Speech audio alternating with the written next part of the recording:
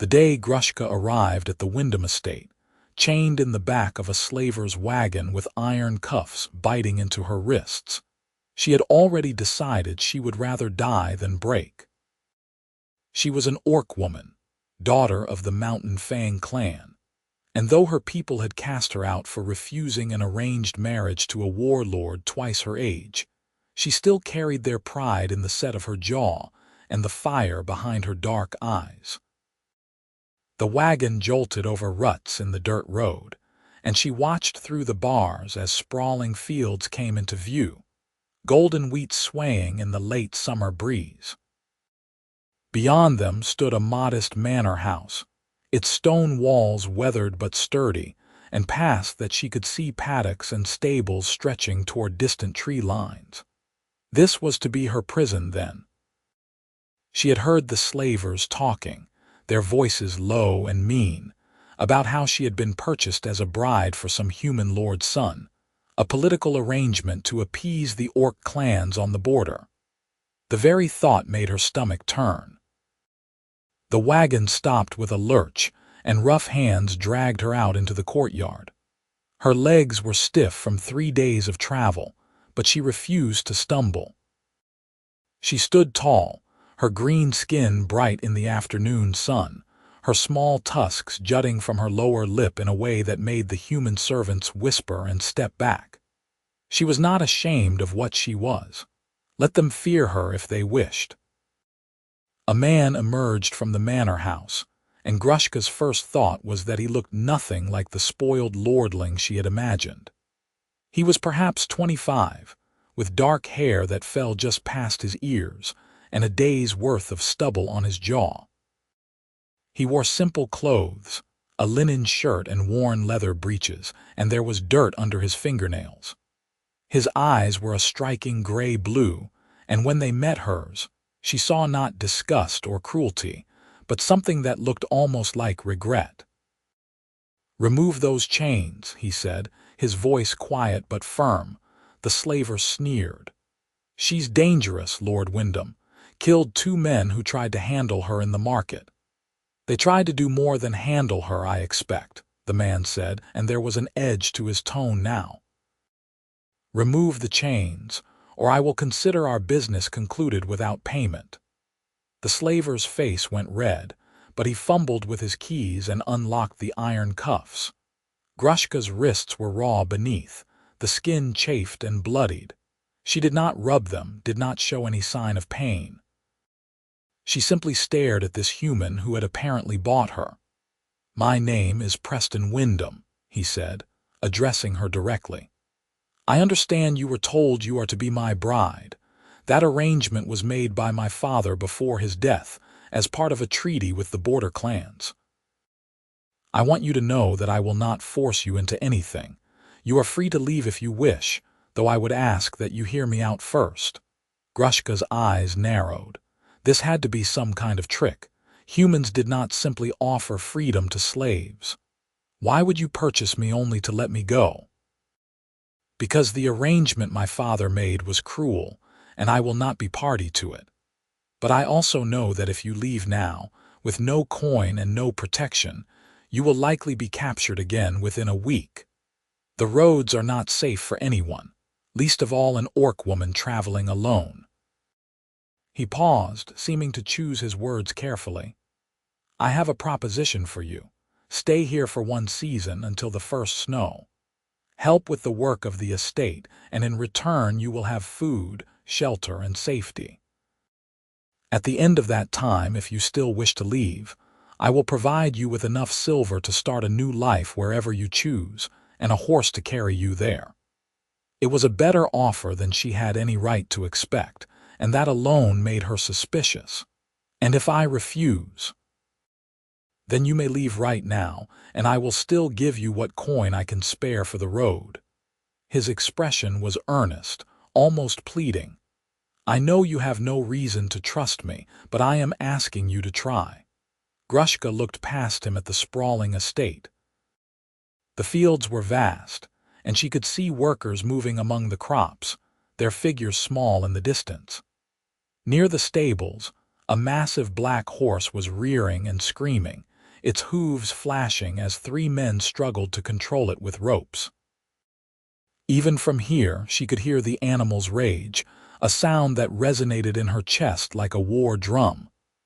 "What is wrong with that horse?" she asked. Preston followed her gaze and his expression darkened. "That is Shadowmere. He was my father's pride, a war horse bred from the finest stock in the kingdom.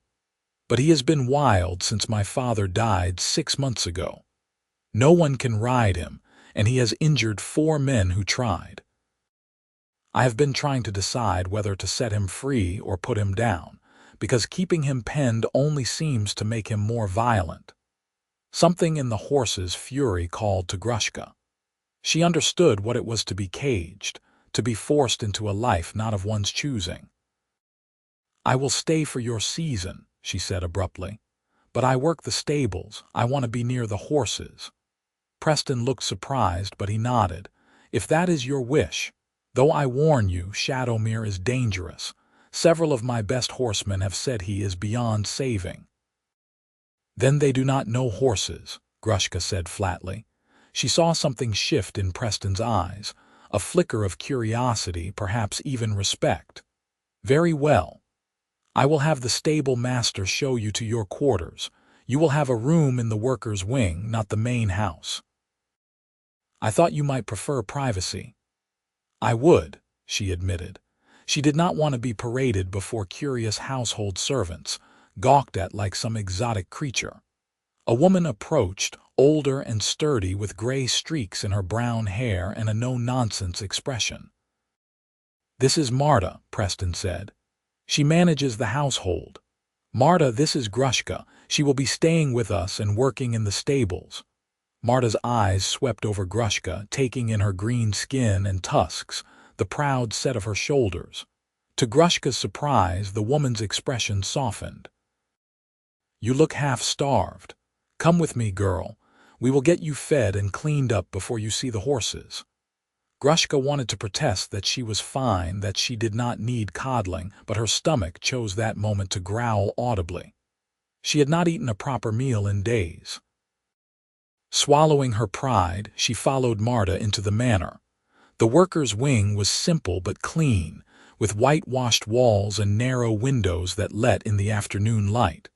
Marta led her to a small room with a bed, a wooden chest, and a basin for washing. "There is a bathhouse out back," Marta said. "I will have hot water brought for you. Leave your clothes outside the door, and I will see them washed and mended. There are spare garments in the chest." "Why are you being kind to me?" Grushka asked, the question emerging more harshly than she intended. Marta paused in the doorway. "Because Preston asked us to, and because he is a good man who deserves loyalty. But also because I can see you have been through enough, and I do not kick people when they are down. Now sit, and I will bring you food." Grushka sat on the edge of the bed, her body finally relaxing now that she was alone. Her wrists ached, and her shoulders were tight from days of being chained. She looked down at her hands, at the calluses from years of working with her clan, hunting and tanning hides and hauling water from the river.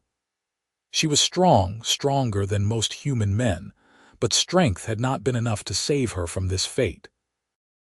Marta returned with a tray laden with bread, cheese, cold meat, and apples. Grushka ate slowly, savoring each bite, trying not to let the old woman see how desperately hungry she was. When the hot water came, she bathed in the small wooden tub, scrubbing away days of grime and humiliation. The spare clothes in the chest were simple, a linen tunic and wool trousers that were too large but serviceable. She cinched them with a leather belt and felt almost like herself again. By the time she made her way to the stables, the sun was beginning to set, painting the sky in shades of orange and gold. The stable master was a grizzled man named Tamed, with arms like tree trunks and a skeptical expression that deepened when he saw her. "So you are the one who thinks she can handle Shadowmere," he said, crossing his arms. "I did not say I could handle him. I said I wanted to work with the horses. Tamed grunted. Fair enough, but you stay away from that black devil until I say otherwise. We have 20 other horses that need tending, and I cannot afford to have you trampled on your first day. Grushka bit back a retort and nodded. She spent the rest of the evening mucking out stalls, hauling water, and distributing hay. The work was hard and smelled terrible, but it was honest, and she found a strange peace in it. The horses seemed less afraid of her than the human servants had been. They sniffed at her curiously, and one old mare even nuzzled her shoulder as she worked. All the while, she was aware of Shadowmere in the far paddock, a dark silhouette against the twilight. He paced the fence line, his ears pinned back, his tail lashing. Even from a distance, she could feel his rage, his grief. He was mourning, she realized. Mourning the man who had raised him, the only person he had trusted. And now he was alone in a world that sought to break him. She understood that feeling all too well. Over the next few days, Grushka settled into a routine. She woke before dawn to help with the morning feeding, spent her days repairing tack and exercising the gentler horses, and fell into bed each night, too exhausted to dream. The other workers were wary of her at first, but they quickly learned that she was competent and tireless, and that she did not complain. Gradually, they began to treat her as one of their own, though she still caught them staring at her tusks when they thought she was not looking. Preston was often around the estate, checking on the fields and meeting with merchants who came to buy the estate's grain and wool. He was a hands-on lord, not above rolling up his sleeves to help with repairs or mucking out a stable when they were short-handed. Grushka found herself watching him sometimes, puzzled by this human who did not act as she expected. He was kind to his workers, fair in his dealings, and never once did he look at her with the hunger or contempt she had seen in other men's eyes. He treated her as he treated everyone else, with respect and a quiet courtesy that was almost disarming. One morning, about a week after her arrival, she was hauling a bucket of water when she heard shouting from the paddock. She dropped the bucket and ran, her heart pounding. Shadowmere had somehow gotten loose from his enclosure, and he was charging across the yard toward a group of workers who were unloading a wagon. They scattered, screaming, and the horses' hooves tore up clods of earth as he thundered past. Preston was there, running toward the horse with a rope in his hands, and Grushka felt a spike of fear. If Shadowmere trampled him, he would be killed. Without thinking, she vaulted the paddock fence and sprinted to intercept the horse. She did not have a plan, only an instinct born from years of working with stubborn mules and wild game. As Shadowmere charged past her, she ran alongside him, matching his pace, and began to sing. It was an old orc song, one her mother had taught her, a low and rhythmic chant meant to calm frightened animals. She sang it now, her voice rising and falling in a pattern that was almost hypnotic. Shadowmere's ears flicked toward her, and though he did not slow, his gait became less frantic. She kept singing, kept running, until finally the horse began to tire. He slowed to a canter, then a trot, and finally stopped, his sides heaving, foam flecking his muzzle. Grushka stopped as well, her own breath coming in gasps. She did not approach the horse, did not try to touch him. She simply stood a few paces away, still singing softly, her eyes on his. Shadowmere stared at her, his nostrils flaring, and she saw intelligence in those dark eyes and pain. "You miss him," she said quietly, letting the song fade. "I know. But he is not coming back, and you cannot kill yourself with grief. It will not bring him back." The horse snorted and tossed his head, but he did not run. Preston approached slowly, the rope held loosely in his hands. He looked at Grushka with something like awe. "How did you do that?" "I did not do anything. He was simply tired of running." But that was not entirely true, and they both knew it. Tamed and the other workers had gathered at a safe distance, staring. "I have never seen anything like that," Tamed muttered. "That beast has been hell on hooves for months." Preston carefully slipped the rope around Shadowmere's neck, and the horse allowed it, though his muscles were still tense. "Will you help me get him back to the paddock?" Preston asked Grushka. She nodded, and together they led the stallion back to his enclosure. Shadowmere followed grudgingly, his eyes still fixed on Grushka. When they had secured him, Preston turned to her, his expression serious. "You took a terrible risk. He could have killed you." "He could have," Grushka agreed, "but he did not want to. He wanted someone to see him, to understand. Your men have been treating him like a monster, but he is not. He is grieving." Preston was quiet for a long moment, his gaze distant. "My father loved that horse more than anything. When he fell ill, Shadowmere would stand outside his window every night as if keeping watch. After he died, the horse went wild. I thought perhaps he had gone mad with grief, but you are right, he has been mourning." "Then let him mourn," Grushka said. "Do not try to ride him yet, let him heal. And you think you can help with that?" She met his eyes, those gray-blue depths that seemed to see more than she was comfortable with. "I can try. If you trust me." "I do," Preston said, and she believed him. From that day forward, Grushka spent part of each morning with Shadowmere. She did not try to ride him or even touch him at first. She simply sat on the fence of his paddock and talked to him, her voice low and steady.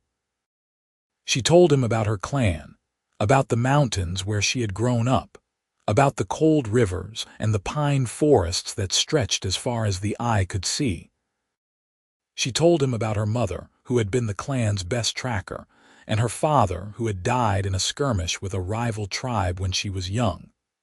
She told him things she had never told anyone, and the horse listened, his ears flicking toward her, his dark eyes watchful. Slowly, over the course of weeks, Shadowmere began to calm. He stopped pacing the fence line constantly, stopped rearing and screaming when people approached. He even allowed Grushka to enter the paddock, though he kept his distance at first, watching her warily. She moved slowly, never making sudden gestures, always speaking in that low, soothing voice. She brought him apples and carrots, leaving them on the ground rather than offering them from her hand. He would wait until she had retreated before approaching the treats, but eventually he began to take them while she stood nearby. The other workers noticed the change, and word spread through the estate. The orc woman had tamed the killer stallion, they whispered. She had some kind of magic, they said. Grushka ignored the gossip, but she could not ignore the way Preston looked at her now, with a mixture of curiosity and something deeper, something that made her pulse quicken in a way that was both thrilling and terrifying. Autumn arrived, painting the trees in shades of red and gold. The harvest was in full swing, and everyone on the estate worked from dawn to dusk, bringing in the crops. Grushka joined the effort, her orc strength allowing her to haul loads that would have staggered 2 men. She worked alongside Preston in the fields, and they fell into an easy rhythm, their movements synchronized as they loaded wagons and stacked sheaves. They did not talk much, but the silence between them was comfortable, almost companionable. One evening, as the sun was setting and the workers were heading back to the manor for supper, Preston paused beside her. His shirt was soaked with sweat, his hair disheveled, and there was dirt smudged on his cheek. He looked more alive than she had ever seen him. "You have worked harder than anyone these past weeks," he said. "I want to thank you." "I am earning my keep," Grushka replied, uncomfortable with his gratitude. "You are doing far more than that. The estate has not run this smoothly in years." He hesitated, then added, "I am glad you stayed." She did not know what to say to that, so she said nothing. But as she walked back to the manor, she realized that she was glad too. For the first time since her clan had cast her out, she felt like she belonged somewhere. The weeks passed, and Grushka's bond with Shadowmere deepened. She could now brush him, run her hands over his sleek coat, and clean his hooves without any sign of aggression from the stallion. He followed her around the paddock like a dog, and when she sang to him, he would lower his head and close his eyes, his breath slowing to a peaceful rhythm. Tamed said it was the damnedest thing he had ever seen, and even the most skeptical workers admitted that the orc woman had a gift. But Grushka's relationship with Preston was more complicated. She found herself thinking about him at odd moments, remembering the way he smiled when he thought no one was looking, or the gentle way he spoke to the children who sometimes came to the estate with their parents. She told herself it was foolish, that nothing could come of such feelings. He was a human lord, and she was an orc, a former slave. The world would never accept them, and she was not even sure she wanted to accept it herself. One cold morning in late autumn, when frost silvered the grass and the air was sharp enough to sting, Grushka decided it was time. She entered Shadowmere's paddock with a saddle and bridle, and the horse's ears went back immediately. He took a step away from her, his eyes rolling. "I know," she said softly. "I know you do not want this, but you were born to run, not to stand in a field and grow fat. Let me show you that you can still be strong, that your life is not over." She approached slowly, the tack held loosely in her hands. Shadowmere snorted and tossed his head, but he did not bolt. She sang to him that old orc song, and gradually his tension eased. She laid the saddle blanket across his back, her movements careful and deliberate. He flinched, but did not move away. She lifted the saddle, settling it gently into place, and he stood still, his muscles quivering but his hooves planted. It took her nearly an hour to fully tack him, but when she was done, she felt a surge of triumph. She led him around the paddock, letting him adjust to the weight and feel of the saddle. He was nervous, his steps high and quick, but he trusted her enough to follow. Preston had been watching from the fence, his expression unreadable. Now he climbed over and approached cautiously. "Are you going to try to ride him?" "Not today," Grushka said. "He is not ready, and neither am I, but soon. When you do, I want to be here." She glanced at him, surprised by the intensity in his voice. "Why?" "Because I need to see it. I need to know that something broken can be made whole again." There was a rawness in his words, a vulnerability that caught her off guard. She wanted to ask him what he meant, what brokenness he carried, but the moment passed. He climbed back over the fence and walked away, leaving her alone with the horse and her swirling thoughts. It was 3 days later when she finally mounted Shadowmere. She chose early morning, when the mist was still rising from the fields and the world was quiet. Preston was there, as he had promised, along with Tamed and a handful of other workers who had heard what she was attempting. They kept their distance, their faces tense with anticipation. Grushka stood beside Shadowmere, her hand on his neck, feeling the heat of his body and the steady thump of his heartbeat. "We do this together," she told him. "You do not have to carry me if you do not want to, but I think you miss running as much as I do. I think you are tired of being afraid." She put her foot in the stirrup and swung herself up into the saddle in one smooth motion. For a heartbeat, Shadowmere stood perfectly still, every muscle in his body coiled like a spring. Then he exploded into motion, bucking and twisting with a violence that would have thrown any normal rider. But Grushka had been raised in the mountains, had learned to ride before she could walk. She moved with him, her body fluid and balanced, her hands steady on the reins. "Easy," she murmured. "Easy, brother, I am not your enemy." The stallion bucked twice more, then seemed to realize that she was not going to fall. He stopped abruptly, his sides heaving, and turned his head to look at her with one wild eye. She loosened the reins, giving him his head, and gently pressed her heels to his sides. "Run," she whispered. And he did.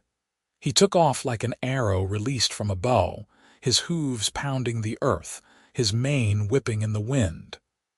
Grushka leaned forward, her body low over his neck, and let him run.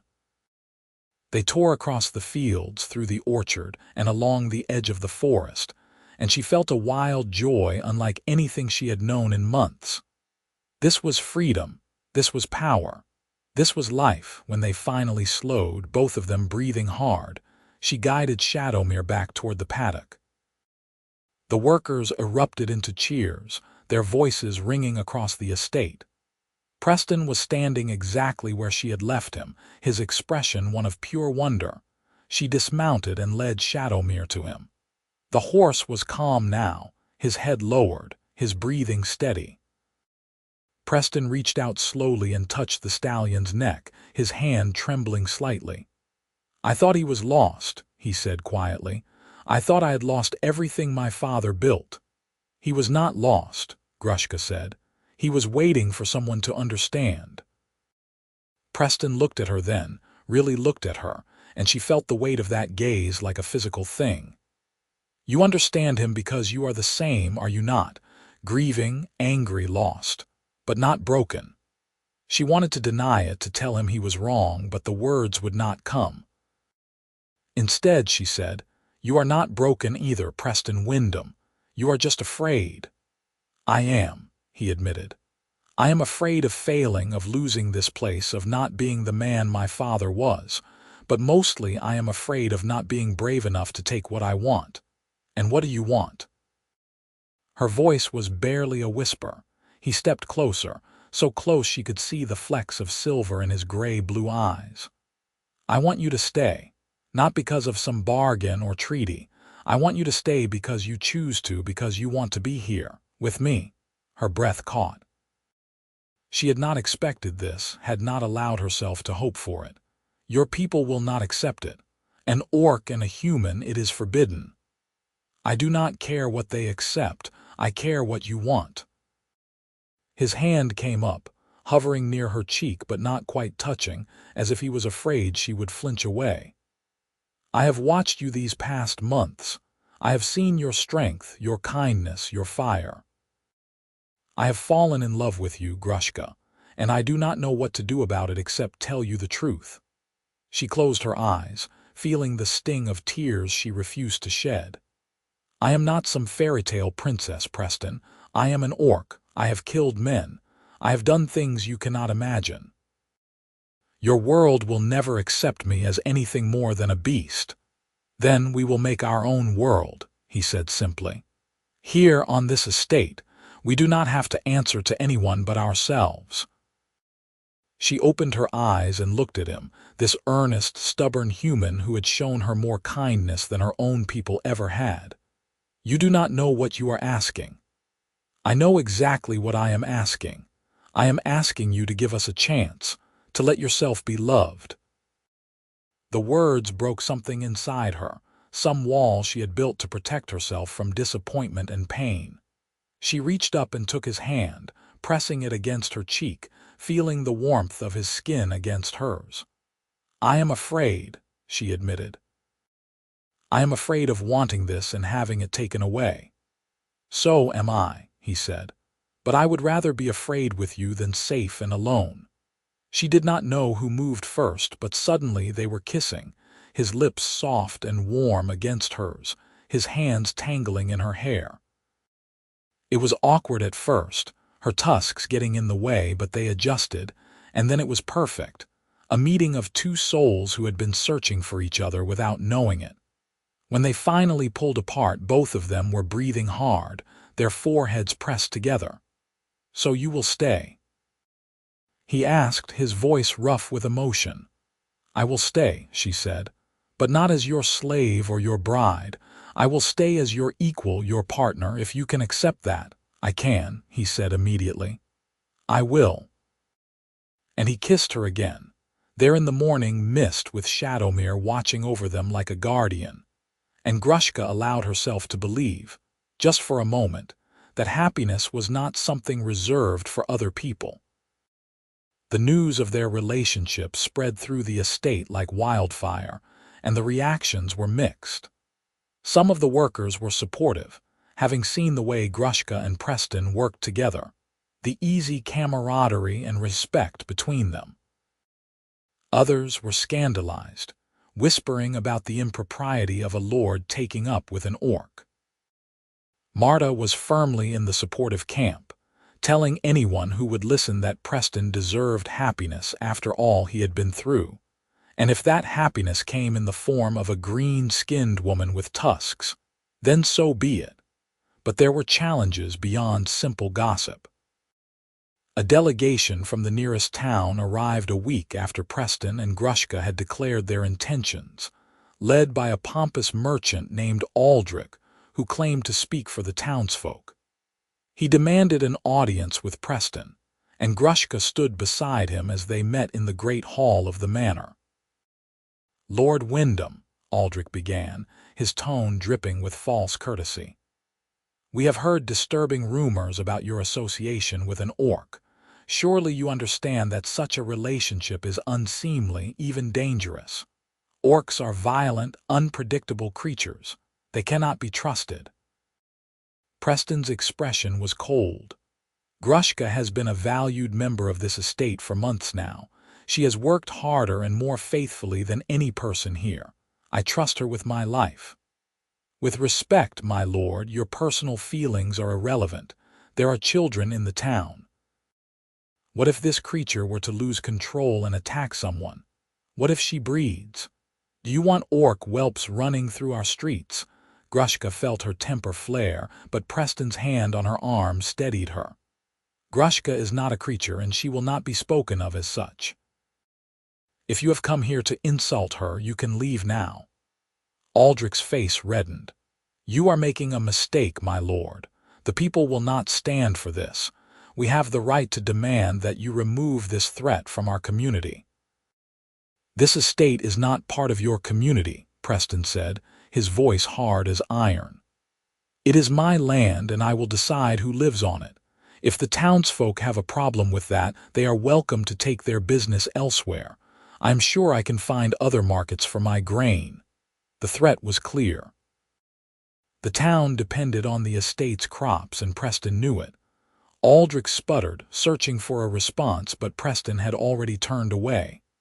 "This audience is over. See yourselves out." After the delegation had left, Grushka turned to Preston. "You are going to make enemies." "I already have enemies," he said with a wry smile. "At least now I am making them for a reason I care about." She shook her head, torn between admiration and exasperation. "You are a fool, Preston Wyndom." "Perhaps," he agreed, "but I am your fool if you will have me." Despite the external pressures, life on the estate settled into a new rhythm. Preston and Grushka made no effort to hide their relationship, and gradually the workers grew accustomed to seeing them together. They took their meals in the workers' hall rather than the main house, and they labored side by side in the fields and stables. In the evenings, they would sit by the fire in Preston's study, talking about everything and nothing, learning each other's histories and dreams. Grushka told him more about her life in the orc clans, about the rigid hierarchy and the constant pressure to prove oneself in combat. She told him about the arranged marriage she had refused, and the shame her refusal had brought on her family. "My mother begged me to reconsider," she said one night, her voice distant. "She said I was being selfish, that the alliance was important for the clan's survival, but I could not do it. I could not spend my life with a man who saw me as property, a prize to be won." "You were brave," Preston said. "It takes courage to stand up for yourself, even when it costs you everything." "Or perhaps I was just stubborn," she said with a bitter laugh. "Stubbornness is not the same as bravery. It is when the alternative is giving up who you are." She looked at him, at the firelight dancing in his eyes, and felt a surge of affection so strong it almost hurt. "What about you? Why did your father arrange for you to marry an orc? That cannot be common," Preston sighed. "My father was a practical man." The orc clans on the border had been raiding our farms for years, taking livestock and burning fields. He thought that if he could forge an alliance through marriage, it would bring peace. He negotiated with your clan elders, and they agreed to send a bride. I did not know about any of it until after he died, when I found the contracts among his papers. And you did not want to go through with it. I did not want to force someone into a life they did not choose. I had seen what that did to people. My mother was married to my father for political reasons, and she was miserable. She died when I was young, and I always wondered if her unhappiness contributed to her illness. I swore I would never do that to anyone. Grushka reached out and took his hand, lacing her fingers through his. Your father's plan worked in a way, just not how he intended. Preston smiled. No, not how he intended, but I think he would have approved in the end. He valued strength and loyalty above all else, and you have both in abundance. Winter arrived early that year, bringing with it snow and bitter cold. The estate's pace slowed as the workers focused on indoor tasks, repairing tools and equipment, spinning wool, and preparing for the spring planting. Grushka continued to work with Shadowmere, riding him nearly every day, even when the wind howled and the snow stung her face. The stallion had become more than just a horse to her. He was a symbol of everything she had overcome, a living testament to the fact that healing was possible. Preston often joined her on these rides, mounted on a sturdy bay mare named Rosie. They would race across the snowy fields, their laughter ringing in the crisp air, and Grushka felt a freedom she had never known before. She was not running from something anymore. She was running toward something, toward a future she was building with her own hands, but the peace was not to last. In the depths of winter, a group of orc raiders attacked a neighboring farm, killing the farmer and his son and stealing half their livestock. The town erupted in anger and fear, and a mob formed, demanding that Preston hand over Grushka as a gesture of good faith. They marched to the estate one frozen morning, torches in hand, shouting accusations and threats. Preston met them at the gates, flanked by Tamed and several of the burlier workers. Grushka stood behind him, her hand on the hilt of a knife Preston had given her. She wanted to be out front to face the mob herself, but Preston had insisted she stay back, fearing what the crowd might do in their frenzy. "Go home," Preston said, his voice carrying over the noise. "You have no business here." "We have every business here," shouted a man Grushka recognized as a blacksmith from the town. "That orc woman is one of them. How do we know she was not involved in the raid? How do we know she is not spying for her clan, telling them where to strike next?" "Grushka has been here all winter," Preston said coldly. "She has not left the estate. You are making baseless accusations. Then let us search your lands, make sure she is not hiding any of her kind. You will do no such thing. This is my property and you are trespassing. Leave now, or I will have you removed by force." The crowd surged forward, and for a moment Grushka thought there would be violence. But then a woman's voice cut through the noise, clear and authoritative. "Enough." The crowd parted, and an elderly woman stepped forward. She was small and bent with age, but there was steel in her eyes. Grushka recognized her as the town's healer, a woman named Eliza who was respected by all. "I was at that farm this morning," Eliza said. "I saw the bodies and I saw the tracks." The raiders were a war party from the Iron Claw clan, not the Mountain Fang. They were males, seasoned warriors. This girl had nothing to do with it. "How can you be sure?" the blacksmith demanded. "Because I have lived long enough to know the difference between a raider and a worker. And because I have seen this girl in town, helping Preston with his deliveries, speaking kindly to the children. She is no more a threat than you or I." Eliza turned to the crowd, her expression fierce. "You are letting your fear turn you into monsters. Go home. Mourn the dead. But do not make this girl pay for crimes she did not commit. The crowd wavered, and then slowly began to disperse, the fire in their eyes dimming to shame. The blacksmith spat on the ground but turned away, and within minutes the gates were clear. Preston let out a breath he had been holding and turned to Grushka. "Are you all right?" She nodded, though her hands were shaking. "That woman, Eliza, she saved me. She saved us both," Preston said. "I will have to thank her."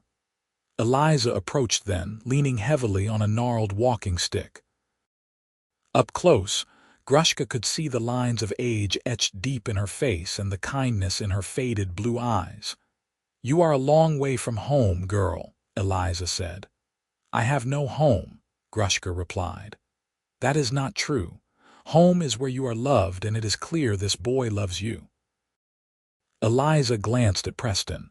"You have your father's stubbornness, but your mother's heart. That is a good combination." "Thank you for speaking up," Preston said. "I do not know if I could have stopped them without you. You would have tried and likely gotten yourself killed in the process." "Men like you always do." Eliza shook her head. "But I did not come just to disperse a mob. I came to warn you. The Iron Claw clan has been growing bolder. They are not content with raiding farms anymore. They are testing the border defenses, looking for weaknesses. There is talk of a full invasion come spring." Grushka's blood ran cold. The Iron Claw were notorious, a brutal clan that had been at war with the human kingdoms for generations. If they were planning an invasion, it would be catastrophic. Why are they doing this now? Their warlord is young and ambitious. He wants to prove himself, to expand his territory, and he sees the human lands as ripe for the taking. Eliza looked directly at Grushka. "Your clan, the Mountain Fang, they have remained neutral in this conflict. But if the Iron Claw succeeds, they may be forced to choose a side." "What can we do?" Preston asked. "Prepare," Eliza said simply. "Strengthen your defenses, stock your larders, and pray that cooler heads prevail." She turned to leave, then paused. "One more thing. There is a man in town, a mercenary captain named Roland. He is recruiting fighters to defend the border. You might want to speak with him." After Eliza left, Preston and Grushka stood in silence, the weight of her words settling over them. "I cannot ask you to stay if there is a war coming," Preston said finally. "If the Iron Claw attacks, they will not distinguish between you and them. You could be killed." "I am not leaving," Grushka said firmly. "This is my home now. I will fight for it. You do not have to do this." "Yes, I do. Because this is not just about us anymore. This is about proving that orcs and humans can stand together, that we do not have to be enemies.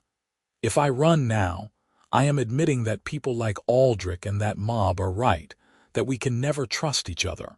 I will not give them that satisfaction." Preston pulled her into his arms, holding her tightly. "You are the bravest person I have ever known." "Or the most foolish," she said, but she did not pull away. The next morning they rode into town to find Roland. He was a grizzled veteran with a scarred face and a missing eye, and he ran his operations out of a tavern near the town square. He looked up as they entered, his one good eye narrowing as he took in Grushka's green skin and tusks. "Preston Wyndom," he said, his voice gravelly. "Heard you had an orc living on your estate. Did not believe it until now." "Grushka is my partner," Preston said evenly. "We are here to offer our services. If there is going to be a fight, we want to be part of it." Roland leaned back in his chair, studying them both. "You know how to fight, boy." "I can hold my own with a sword. My father made sure I was trained." "And you?"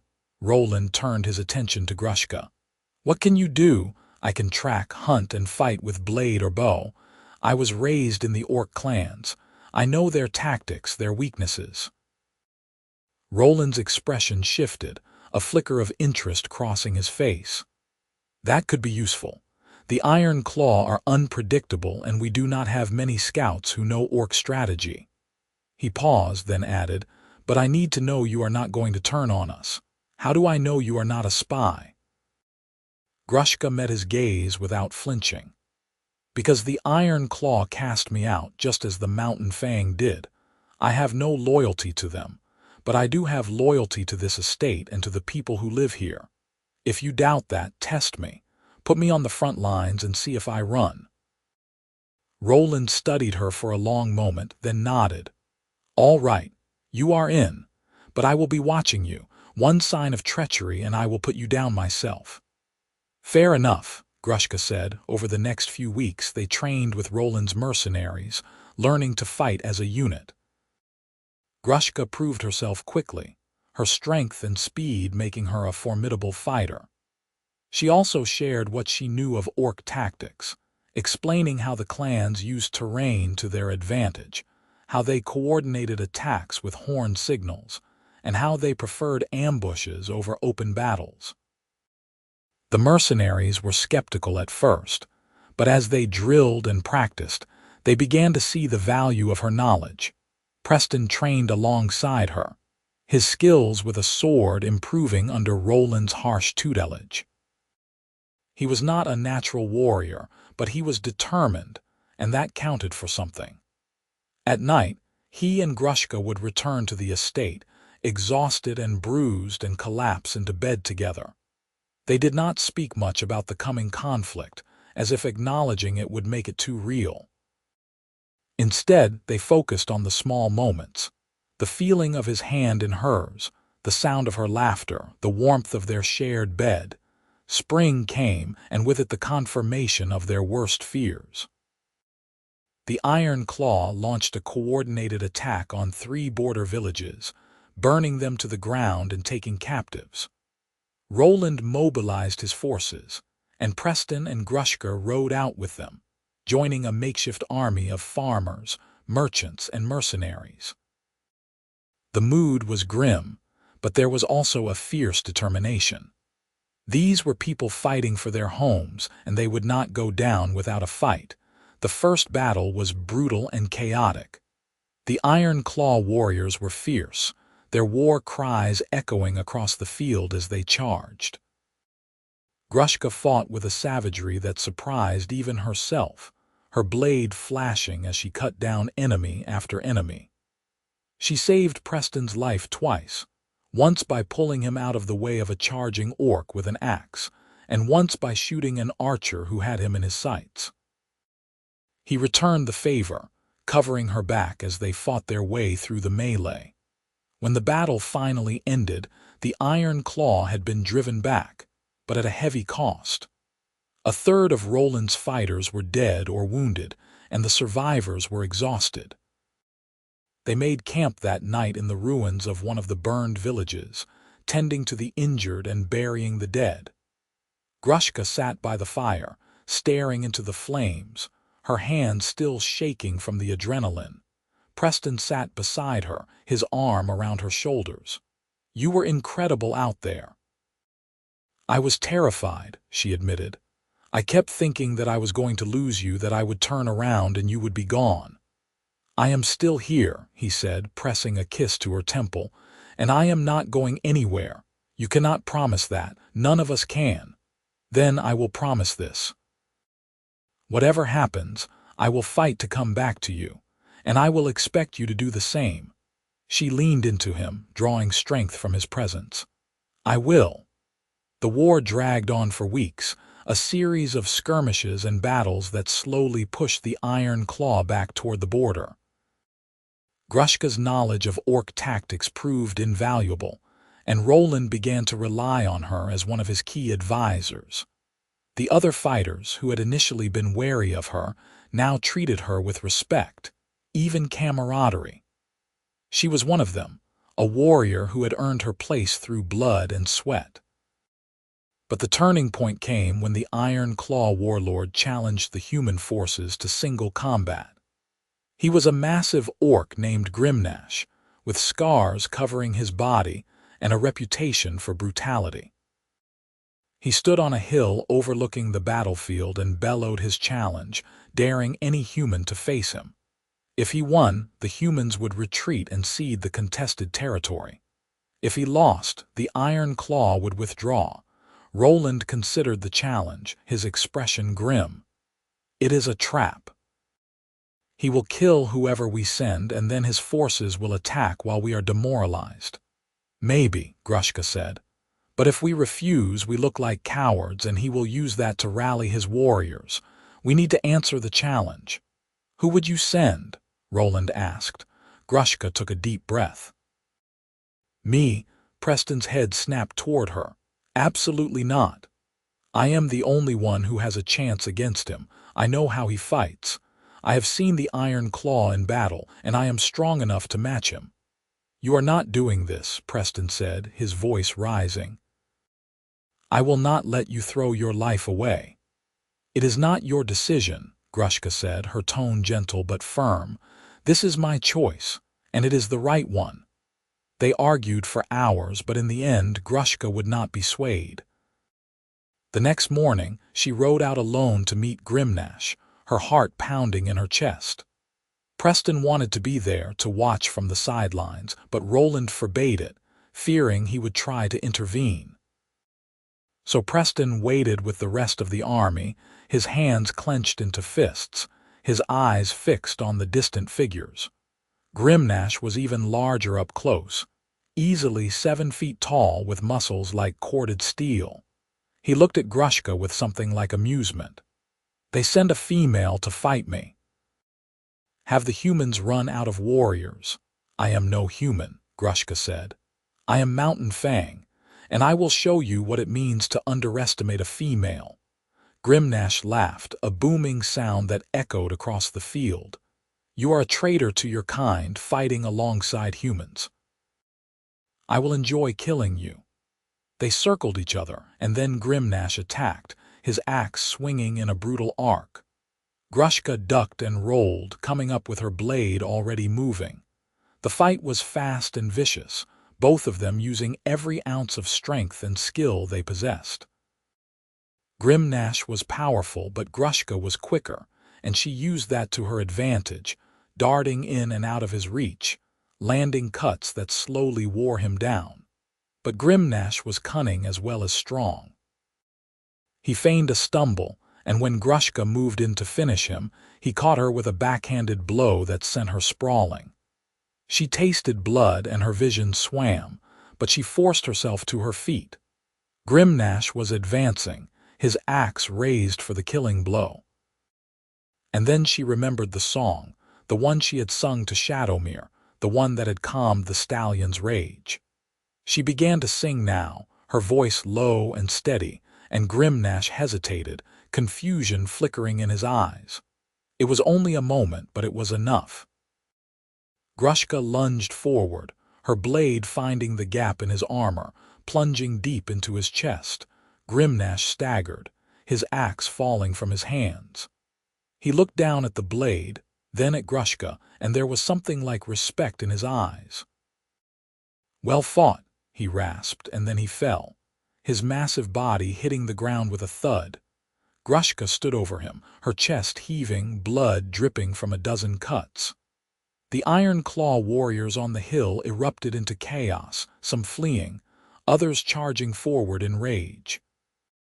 But Roland's forces were ready, and they met the charge with a disciplined line. The battle was fierce but short, and by the end of it, the Iron Claw had been routed, their warlord dead and their morale shattered. Grushka barely remembered the ride back to camp. She was exhausted, her body screaming in pain, and she collapsed into Preston's arms the moment she dismounted. He carried her to the medical tent, where Eliza, who had come with the army as a healer, tended to her wounds. "You are lucky to be alive," Eliza said, her hands gentle as she stitched a deep gash on Grushka's shoulder. "That was the stupidest, bravest thing I have ever seen." "Did we win?" Grushka asked, her voice barely a whisper. "You won," Preston said, his hand gripping hers tightly. "You saved us all." The war ended a week later. The Iron Claw, leaderless and demoralized, retreated back to their territory and sued for peace. The human kingdoms agreed to a truce, and the border was stabilized, at least for now. Roland's forces were disbanded, and the survivors returned to their homes, carrying stories of the orc woman who had defeated a warlord in single combat. Preston and Grushka returned to the estate, where they were greeted as heroes. The workers cheered, and even the townsfolk who had once called for Grushka's exile came to pay their respects. Aldrich the merchant was conspicuously absent, but Grushka did not care. She had proven herself, and that was enough. They spent the next few weeks recovering, both physically and emotionally. The estate had survived the winter and the war, but there was much work to be done. Fields needed to be replanted, fences repaired, and new workers hired to replace those who had been lost. Grushka threw herself into the work, grateful for the distraction, but at night she would wake from nightmares of the battle, of Grimnash's axe swinging toward her head. Preston was always there when she woke, holding her, whispering reassurances until she calmed. "It is over," he would say. "You are safe. We are safe." One evening, as summer was turning to autumn and the fields were heavy with grain, Preston took her to the top of a hill overlooking the estate. The sun was setting, painting the sky in shades of pink and gold, and the air was warm and sweet with the scent of ripening wheat. He turned to her, his expression serious, and took her hands in his. "Grushka, I have something to ask you."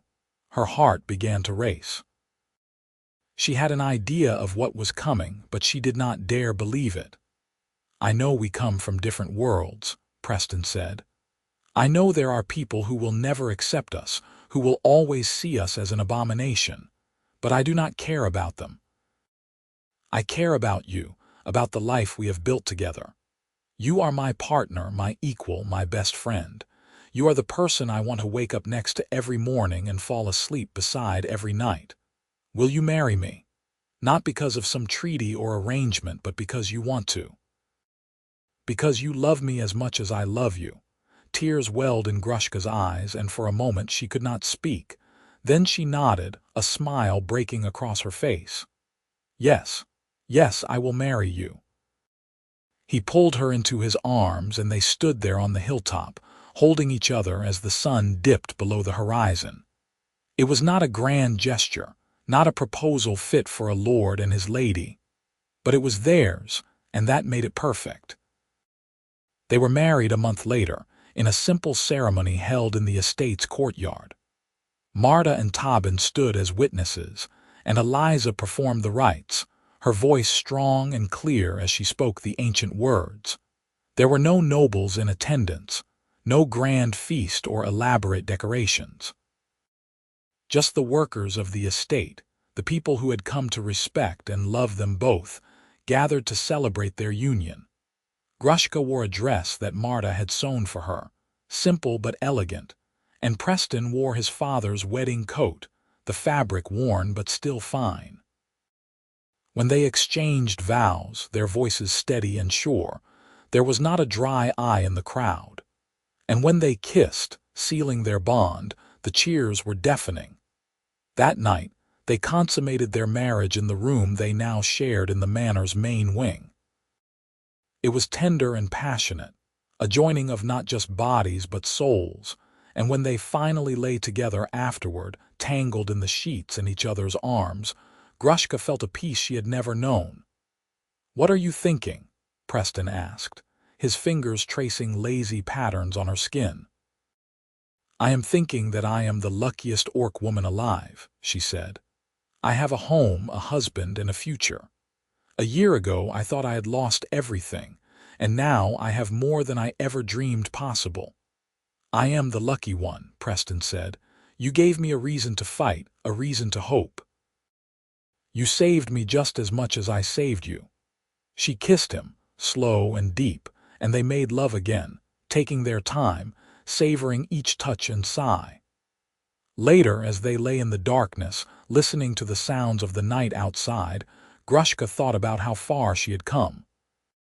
She had been a slave, a pariah, a woman without a place in the world. And now she was a wife, a warrior, a woman who had proven that love could transcend even the deepest divides. The following spring, Grushka discovered she was pregnant. The news filled her with a mixture of joy and terror. She had never thought she would have children, had never allowed herself to imagine that kind of future.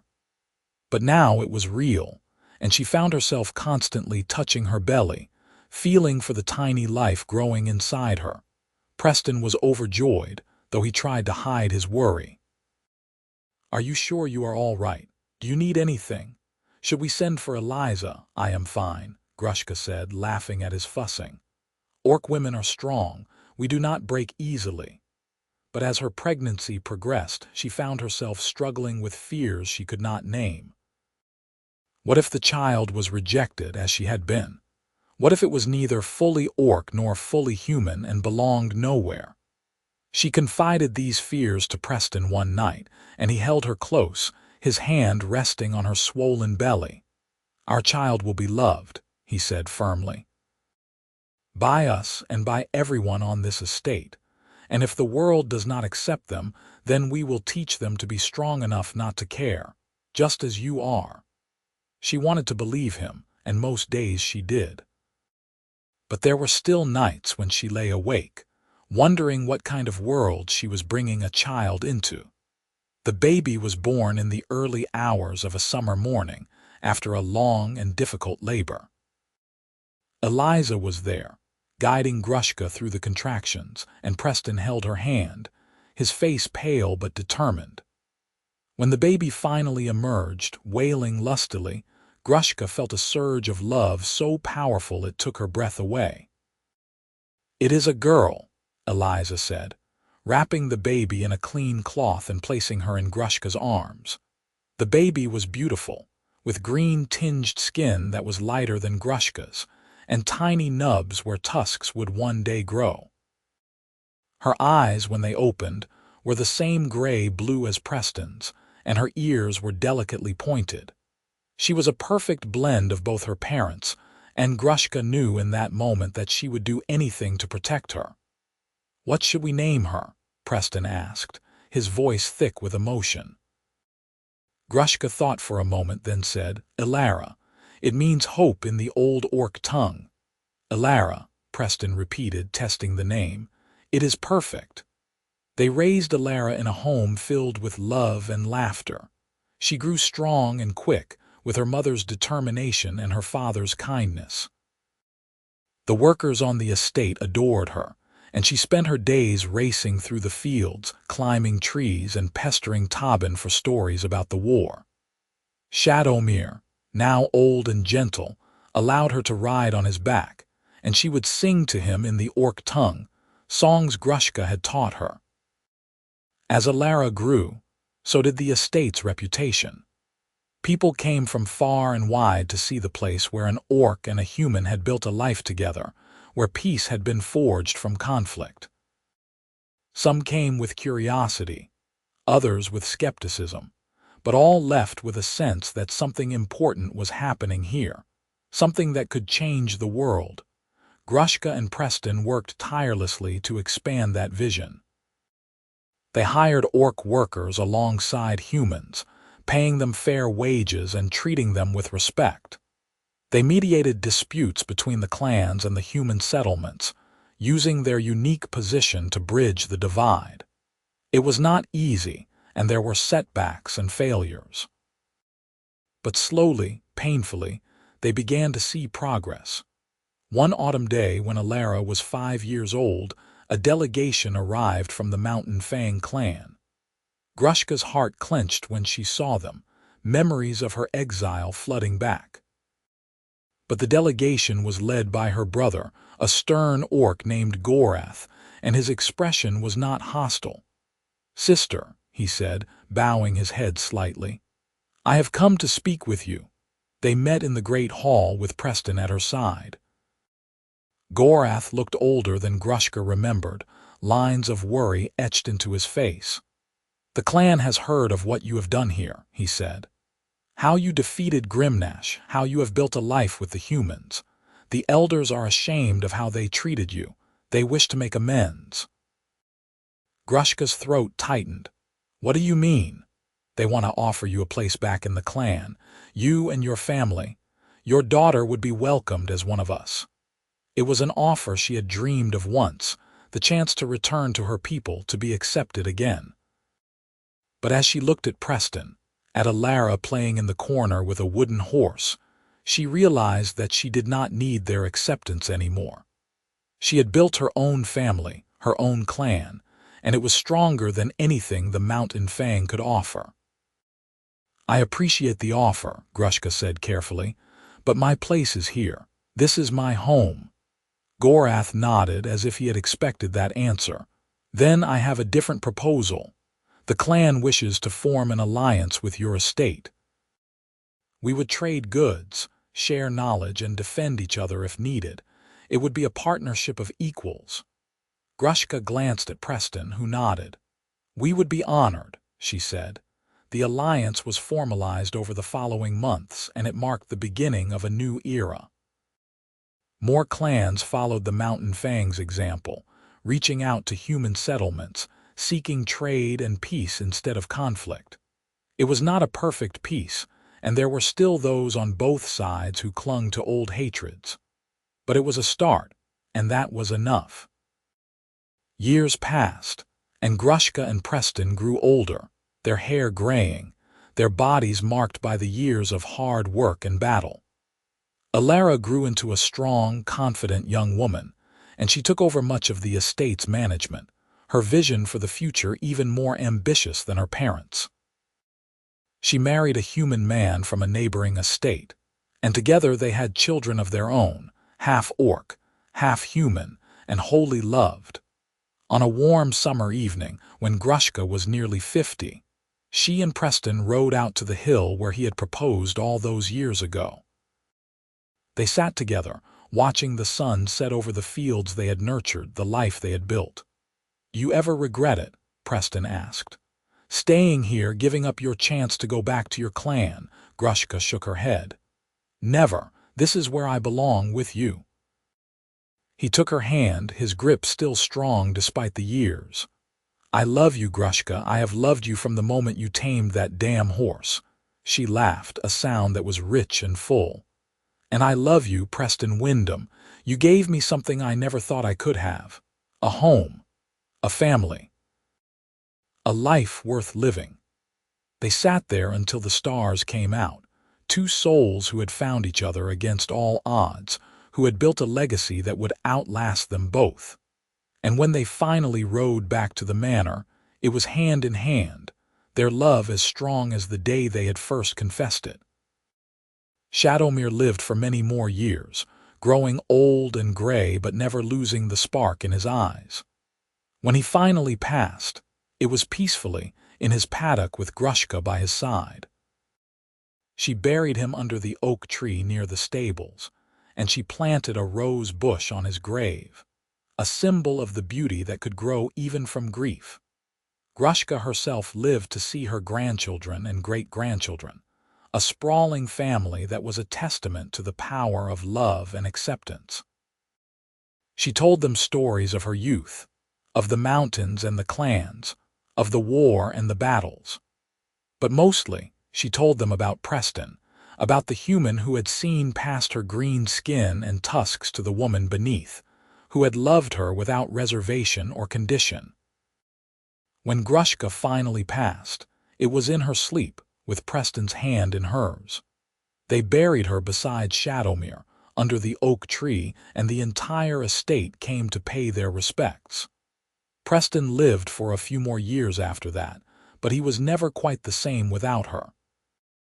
He spent his days tending her grave, talking to her as if she could still hear him, and when he died, they buried him beside her so that they could be together for eternity. The estate continued to thrive, a beacon of hope in a world still learning to let go of old hatreds. Alara and her children carried on the work her parents had started, expanding the alliances, building bridges between species, proving that love and understanding were stronger than fear and prejudice. And every year, on the anniversary of Grushka and Preston's wedding, the estate held a celebration, inviting orcs and humans alike to feast and dance, and remember the two people who had started it all. In the years that followed, the story of Grushka and Preston became legend, told and retold around campfires and in taverns, a tale of love and courage that transcended boundaries. They were remembered not as an orc and a human, but as two people who had refused to let the world dictate their destiny, who had chosen each other over everything else. And in the end, that was all that mattered. They had lived, they had loved, and they had left the world a better place than they had found it. Their legacy lived on in the laughter of their descendants, in the fields they had planted, in the peace they had forged.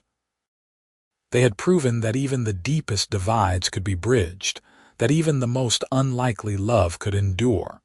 They were called just an orc and a human, but they had become so much more. They had become symbols of hope, of change, of the power of choosing love over hate. And their story would live on, inspiring generations to come, a reminder that the most powerful force in the world was not war or magic or strength, but the simple, profound act of opening one's heart to another. The estate stood as a testament to that truth, a place where orcs and humans worked side by side, where half-breed children played without shame, where prejudice had no place. It was not perfect, but it was real, and it was proof that a better world was possible. And so the story ended, not with grand declarations or dramatic gestures, but with the quiet, enduring legacy of two people who had dared to love across the divide. They had tamed more than a killer stallion. They had tamed hatred itself, and in doing so, had changed the world forever.